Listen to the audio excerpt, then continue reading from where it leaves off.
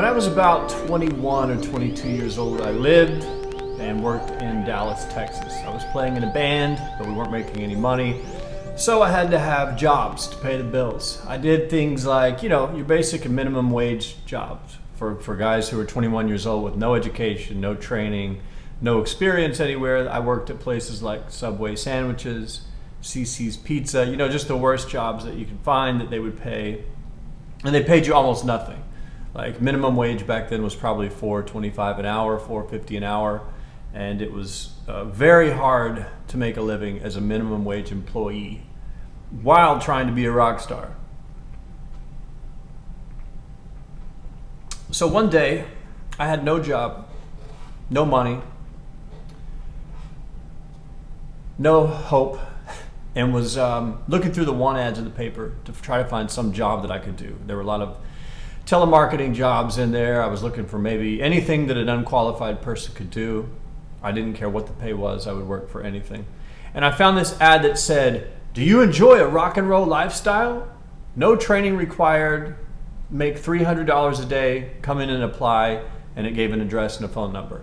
So I circled that one and I thought about it. And I thought, this sounds really weird, but I'm gonna try it. So I called them and I said, "What's the deal?" And they said, "Can you just come down and talk to us?" I said, "Well, what's the job?" They said, "Oh, it's in sales. It's a rock and roll environment. You can make hundreds of dollars a day. If that sounds interesting, come to our office and talk to us." I was like, well, that's weird.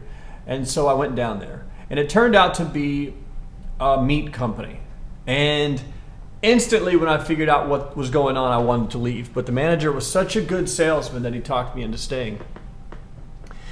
And while I was at this meat, I ended up taking the job. And while I was at this meat company, I learned a very valuable lesson, which is why I'm telling you the story today. But it's going to be a long story because it's such a crazy experience that I had at this place.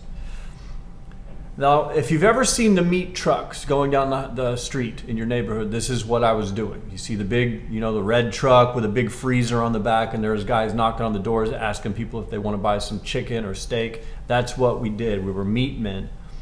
And the company that we worked for would give us a freezer truck loaded up with meat, and you would drive around Dallas, Texas, or wherever you wanted to go, and you would try to sell this meat. And you owed the company, if you owed the company $100 per case of steaks, you would go out and try to sell it for $200 or $300 or $400. And when you came back to the office, you would give the company their $100 and keep whatever you could make on top. So if you sold a case of meat for $150, you made $50.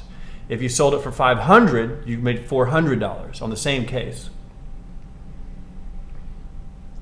Now, I wasn't a very social person. If you know anything about me, I'm a pretty introverted weirdo. I don't do well in social situations, don't really like big groups of people. And this job was terrible for a guy like me because as bad as I am now, when I was 21, I was terrified. I had no life skills, no social skills.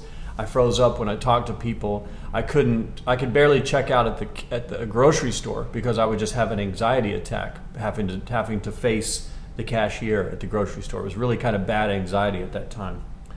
But I drank a lot and I smoked a lot of weed to kind of get past that. Little drugs here and then seemed to help. And this crew of guys that they had hired at the meat company were out of their minds. Some of them were some of the slickest salesmen I have ever met in my life, and I will never forget them. It's been years. It's been 20 years now, and I still remember these guys like it was yesterday. One of the names that sticks out was a guy named Lenny. And Lenny was, the story was he was an ex-carny. He would go travel with the carnivals while that season was happening. He traveled around, I don't know what he did, if he called people over to play darts for toys or whatever his job was. He was a carny at the carnivals. And he was older than all of us. He was the old man. He was like 35. And he had a mustache, long hair. And he was just a hard ass. So he worked the carnies scene during, let's say, like the summer. And then in the winter, he would do odd jobs like sell meat. He was a very strong meat salesman. This guy could sell anything to anyone at any time. But then his other hustle was he and a couple other friends, they would dress up as homeless people and go out and panhandle near the highway there in Dallas.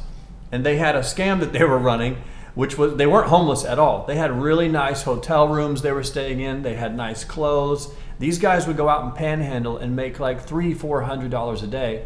Then they would go back to their nice hotel rooms or apartments or wherever they were living at the time, put on their expensive suits and nice alligator shoes and go out and blow money, drink, pick up women. And they just had this wild lifestyle. He was one of those just kind of traveling journeymen. Lenny could do anything.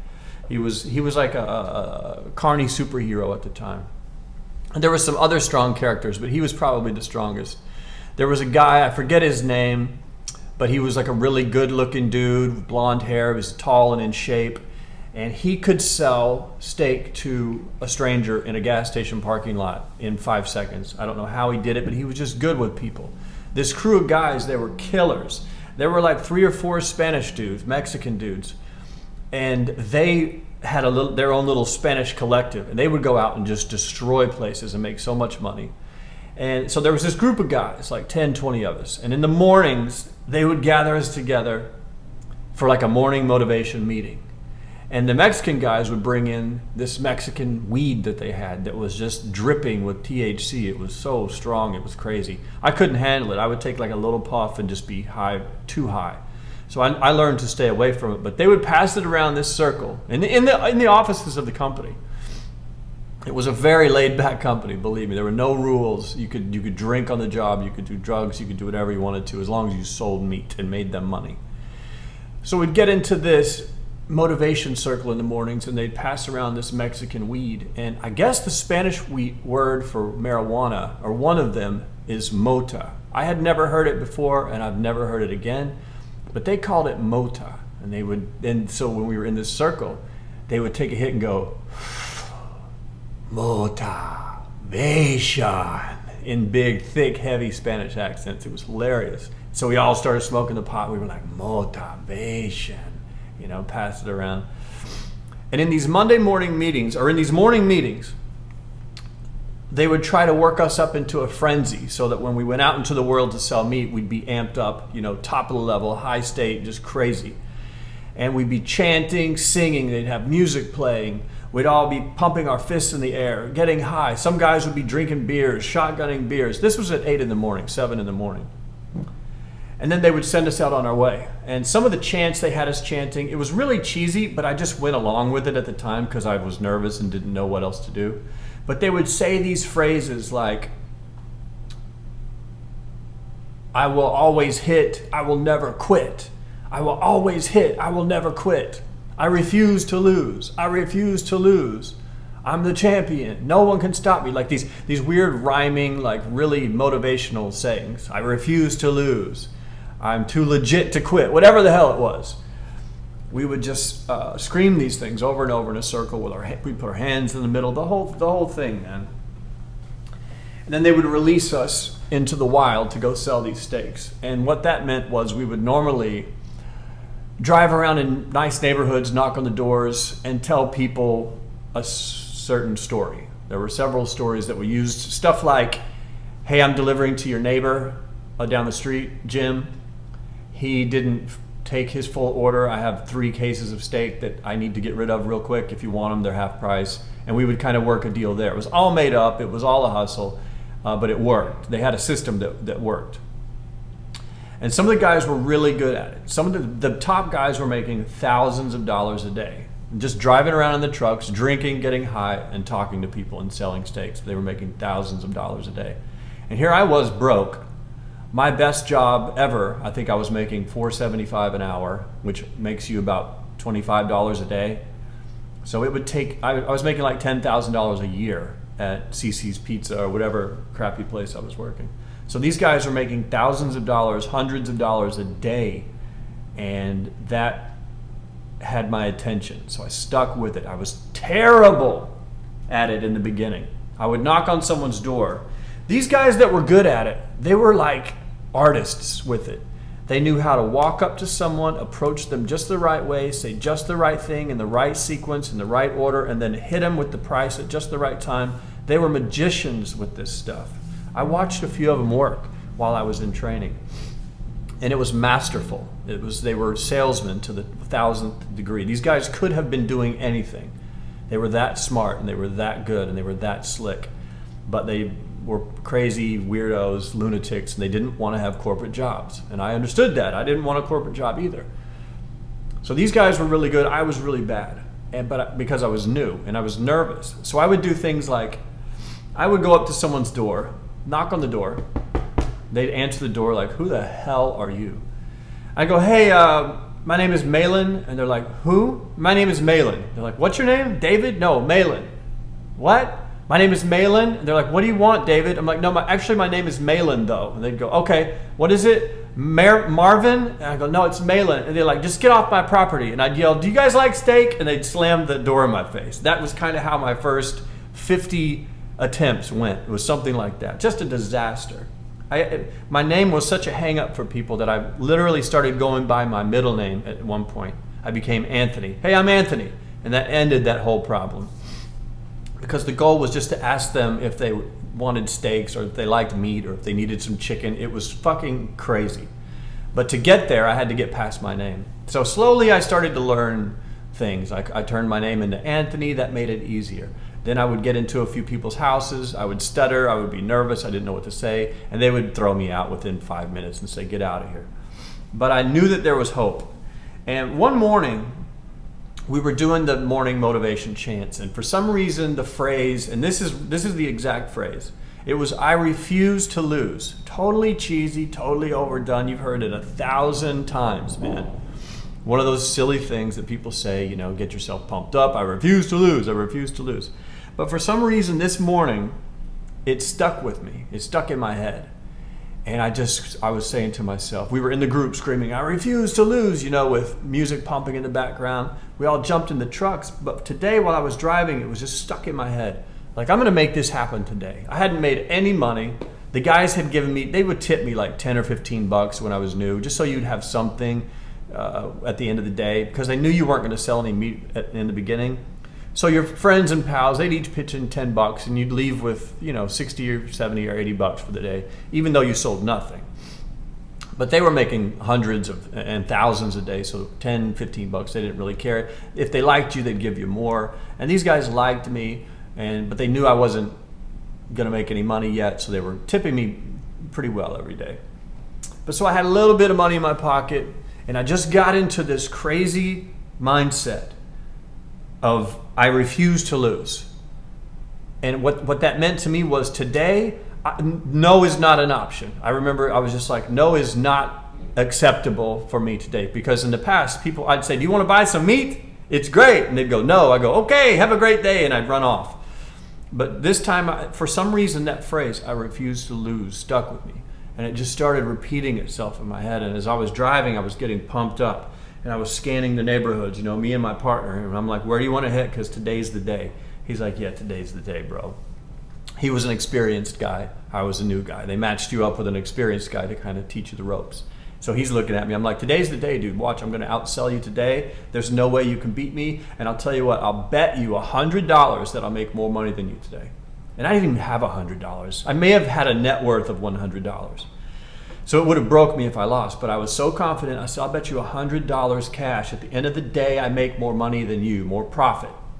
And he laughed. He's like, you sure? Because I don't want to take your money. You're new. And I was like, no. I said, just do it. It's on. Let's bet. We shook hands. It was ready to go. So I did two things. I had this repeating phrase in my head, I refuse to lose. I refuse to lose. And then I set myself up. I couldn't fail, because if I failed, I would owe this guy money that I didn't have. And so I convinced myself that morning that I was going to make this work that day. It was going to happen. And I got into a frenzy. So we parked the truck in this neighborhood, and I get out and I'm looking at houses. I don't give a shit. My heart's pounding. I'm breathing heavy. I've got myself in this crazy state of I refuse to lose. And I can't lose, because if I lose, I'm going to owe this guy who I don't know very well and who's much bigger than me and much shadier looking than me. I don't want to owe this guy $100 and not pay him. Who knows what will happen? So I get out of the truck in a frenzy. I go up to the first door, and I come up with this new idea that I'd never tried before. I'd heard about it, but I'd never tried it. My normal routine, like I said, was to introduce myself, ask them if they liked meat in their household, and if they said yes, I would say, well, is it okay if I go to my truck real quick and bring you something to look at? I'm a meat man. And they would usually say, 99% of the time, they would say, no, it's not okay. And I'd go, all right, have a great day, and I'd run off. But the tactic I took this day was absolute confusion was what I was going to do. I was going to confuse the people out there into buying my stuff. This was my idea. I wasn't going to ask for permission. I was just going to walk into people's houses. I was going to go nuts. I was going to grow a pair of balls, and I refused to lose, and I was going to make it happen. So I go to knock on the first door, right? And the guy answers the door. He's like, can I help you? I'm like, yeah, you know your neighbor down there? I'm his meat man. We just dropped off 2 cases of meat, and I have 2 extra cases I need to get rid of real fast because my freezer's dying. And the guy's going, what? He goes, what do you mean? I said, hang on, just hang on, I'll be right back. I ran to the truck, grabbed 2 cases of meat, and just went up to his place and said, can I come in? And he just didn't know what to do. So of course he opened the door. He's like, yeah, bring whatever you've got in. I set it all down, and I shook his hand. My name's Anthony. I deliver meat all over the neighborhood. I said, we're almost done with the day. The freezer on my truck has gone out. I'm not going to make it back to the office. It's an hour away. I've got to get rid of it right now in this neighborhood. You're the first door I knocked on. If you want it, it's half off. He's like, well, how much does it cost? I said, it's 50% off. And I didn't acknowledge his questions, nothing. I just opened the case of meat and started showing him the T-bones, the prime ribs, the ground beef, whatever, the strip steaks, whatever was in there. These cases of steaks, they came in cardboard boxes, like a big box.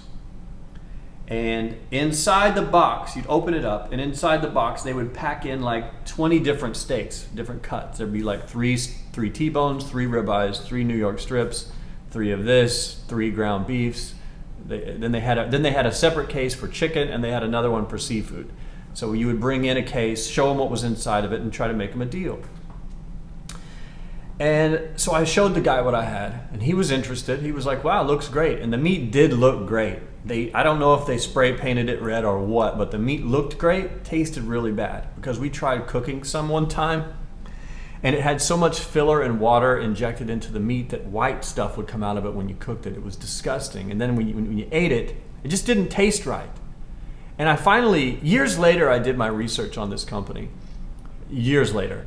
And it turned out what the meat was, they were using like 25-year-old dairy cows or 15-year-old, really old dairy cows that had been milked their entire life, just drained to the last drop. And they were skin and bone, they were just used up. And then they would sell them off to these meat companies, and these guys would cut them up, sell the steaks as premium cuts of meat for twice the price that you could get them in the grocery store. So that's kind of what I brought into his house. So I showed him what was in the box. And he was like, well, how much is it? I said, like I told you, 50% off. Are you interested? He's like, well, yeah. I mean, I love that. It looks great. I love beef. I'm a big meat eater. And in my head, I was going, I refuse to lose. I refuse to lose.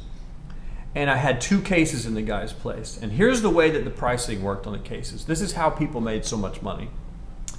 Each case cost me about $113. That's why I owed the company. If I sold a case, I owed the company that I worked for $113. So if I could sell it for $213, I got to keep $100, and I would pay them the $113. And that's how you made money. Now, we had 2 brochures that they had given us.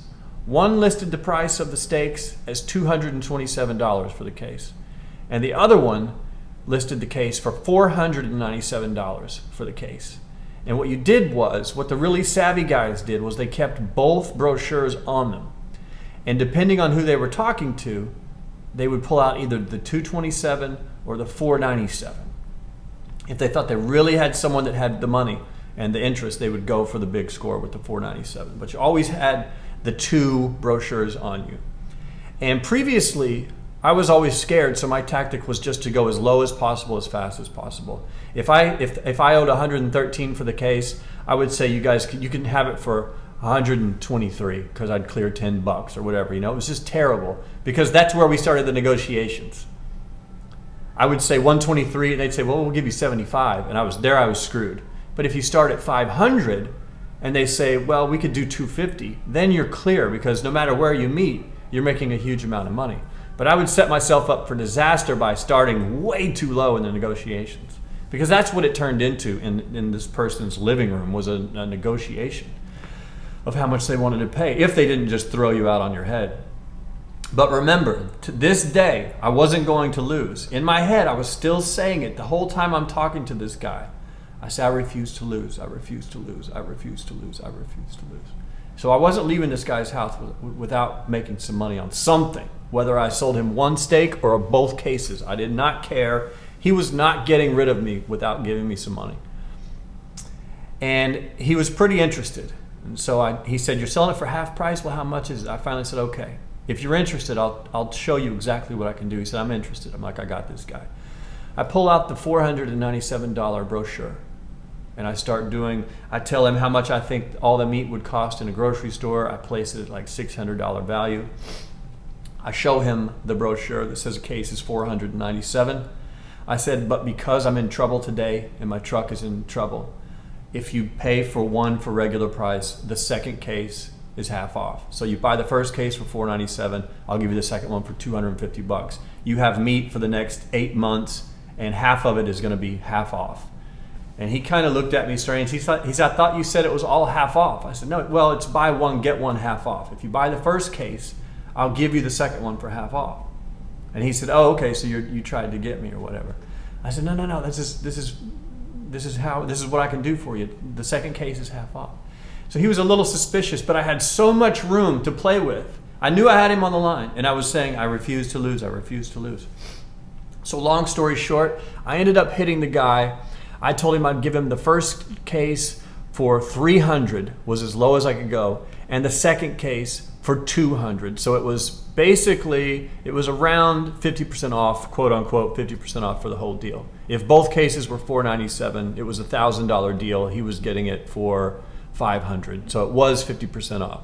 But in my brain, I knew that when he went for this deal, because we had worked all through different numbers and different scenarios, but he agreed to a total of half of the advertised price of $497. So instead of $1,000, it was $500. That made sense to him. He bought it. So what happened was, remember, I only owed $226 for this package deal. So I was able to give him a half off discount. Told him I was losing money. I was going to take the loss of $40 just so I didn't get fired for this meat not staying frozen and spoiling and being thrown away, because that's kind of what I was telling him. But I charged him $500, which was a great deal for him. I only owed $225 for the cases, and so I made $225 at one house. And I told the guy we accept tips. He tipped me $20. So I made $270 at the first house, which was more than I used to make in like 2 weeks at my minimum wage jobs. In my brain, when I left the house with no cases, I went in with 2, came out with none. My partner was stunned. He couldn't believe what had happened. No one had ever seen me do anything like that. I had failed almost every time. And in my brain, I'm going, I refuse to lose, I refuse to lose. And this set me on a pattern for the whole day. I probably talked to 50 different people. Out of those 50 people, I had like 3, 4, or 5 sales. Some of them huge, like that first house, 250 in one shot. Then some were smaller, where I would clear $100, $50 on half a case. I'd make a deal. But by the end of the day, I had worked myself into this frenzy. And I was saying, I refuse to lose, I refuse to lose. And I got back, and I had put the pressure on myself by betting my partner with money I did not have.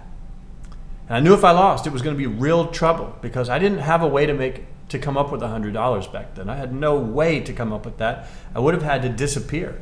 I would have had to have left the company and probably disappeared.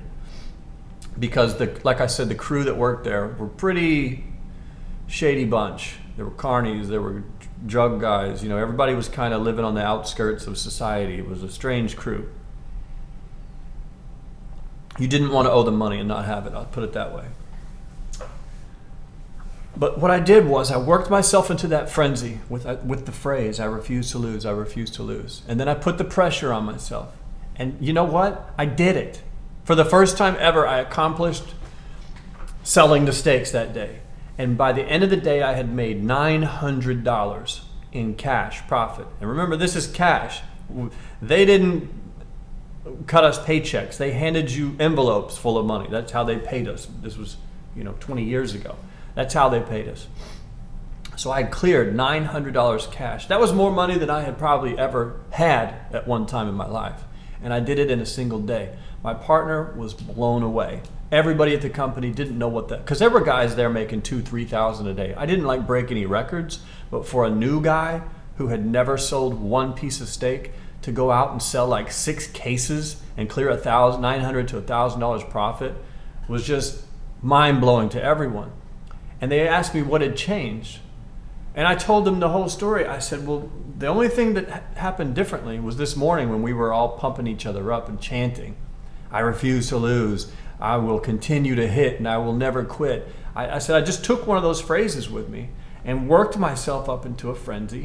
And then I bet my partner that I would beat him in sales and put that pressure on me with money I didn't have. And they were all laughing like, yeah, he would have killed you for that $100. And I said, that's all that I changed. And I just went into the situation refusing to believe that they could say no. Like people could not say no to me. It wasn't an acceptable answer. And even if I didn't sell you the 2 cases, you had to buy at least 1 steak from me, or you had to tip me. I would ask people for tips just for carrying the boxes in.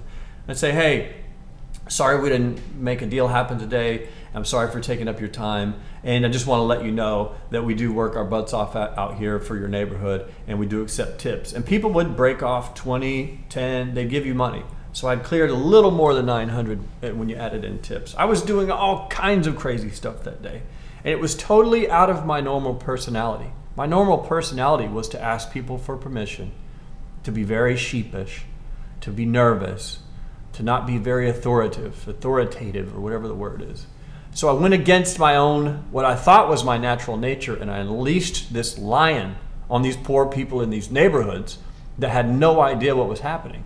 And it showed me that even though I was a nervous, shy, anxiety guy with no skills, I could transform myself into a meat salesman if I wanted to. All I had to do was work myself up into this state. I refuse to lose. I refuse to lose. And then put some pressure on myself. In that case, I made a bet with this guy with money I didn't have. I couldn't lose the bet or I was screwed. I would have been in real trouble. And I told everyone that, and it blew all their minds. And so what we started doing was I tried to repeat that every day. And let me tell you, I wasn't one of the biggest meat guys there because they had monsters. There was this one guy, really heavy dude. He probably weighed 350 pounds. But he was such a he was like Charles Manson. He could talk anyone into doing anything for him. And he would roll around in this meat truck. And he was so heavy, he wouldn't even get out of the truck. He couldn't walk upstairs. He couldn't knock on doors. He would pull up in his truck, in a gas station, let's say, honk the horn, and say, you, come here. And they'd say, what do you want? He'd say, come here, just come here. Come here, right now. And they'd come over, he'd go, look, I've got this truck full of steaks. I need to get rid of it. I want you to buy a case of steaks. They're normally $500. I've got them right now for $270. I've got to get rid of them right now. What I want you to do, go around to the back of the truck, unhook the door, bring a case up here, and let's look at it. And the people would go to the truck, to the back, carry the case themselves, bring it to him. He'd say, now open it. And he'd say, here's what's in it, blah, blah, blah. Retail price is $500, it's $275, and I need you to give me cash right now. And these people would give him cash. He would take the cash, tell him to lock the door in the back, and he would drive away and go do it again. He would do this 10 times a day. It was freaky how talented he was at selling steaks. And there were certain sharks like that. There were a lot of guys that just had mental power over people, and they could sell anything. So I wasn't the top guy there, but I went from being the newbie scrub who couldn't do anything, who was too nervous to even talk to people, to being a mid-level meat man, killer, out there knocking on doors, selling meat, talking to people, laughing. We would drink beer in between sales. We'd get high. We'd go play video games. Then we'd go hit neighborhoods. It just turned into one of the most fun jobs I ever had. And the thing that I was able to take away from that is that the mental state you put yourself in every day is more important than almost any other thing that you can do. The mental state that you get yourself into, because there's some kind of quote by someone. It's probably attributed to Abraham Lincoln, because all quotes on the internet are attributed to Abraham Lincoln. But it was something like, if you believe you can succeed or not, you're going to be right. And that's a terrible way to say that. But what it means is, if you think you're going to fail, you will. If you believe you're going to succeed, you will. Like, that's kind of the way it works. But you're never going to succeed at anything if you always think that you're going to fail, which I always thought I was going to fail at everything. That was ingrained into my brain very early on. I just felt like a failure at everything. But this weird meat man experience taught me that even though I was an anxiety-filled, introverted weirdo who was never supposed to be a salesman in life, I had never had that talent. That's just not my personality at all. I was able to transform myself, if only for a little while, into someone who could do it. And I did it by coming up with a cheesy, stupid phrase like, I refuse to lose. The cheesiest phrase you've ever heard in your life. And then I put myself under some pressure to actually make it happen by making a bet with someone with money I didn't have. And I repeated that process to become a pretty good meat man. So what does that mean? For me, that means that I can put myself into a mental state to accomplish anything I want. It just depends on if I want to do it or not. Because even though I know that it works, I still don't want to do it all the time. But you don't have to do it all the time. You can do it some of the time. And it can be transformative, depending on what your situation is. For me, it was a meat man driving around in a meat truck. And unfortunately, that's not really a life skill or a job that I wanted to pursue for the rest of my life. But it did snap me out of being broke phase. I was pretty much homeless when I started working at that meat company. And it taught me that lesson. And it introduced me to, I'm telling you, one of the craziest casts of characters that you've ever seen in your life. Someday I'll share the story of all of these guys, because we're talking about guys who were on the run from the law, guys who were, like I said, ex-carnies. Some of them had just gotten out of prison. Some had shot people. Some were drug dealers. Some were driving those meat trucks around delivering pot sales all day. They were selling drugs out of the truck. It was absolute craziness. But anyway, that's it. So just remember today, come up with a cheesy phrase. I refuse to lose. It doesn't matter what it is, because no one's going to hear it. It's only going to play in your head. I refuse to lose. Believe it. Then put yourself under some sort of pressure to make it happen. And you might be able to make it happen. That's all I know, man. Thanks for listening to my story. There are links in the description box if you want to sign up and get more information or get notifications when I write blog posts and share videos. And I want to test this out as a new way of posting blog posts. And I hope you enjoyed it. And as always, I will see you in the future.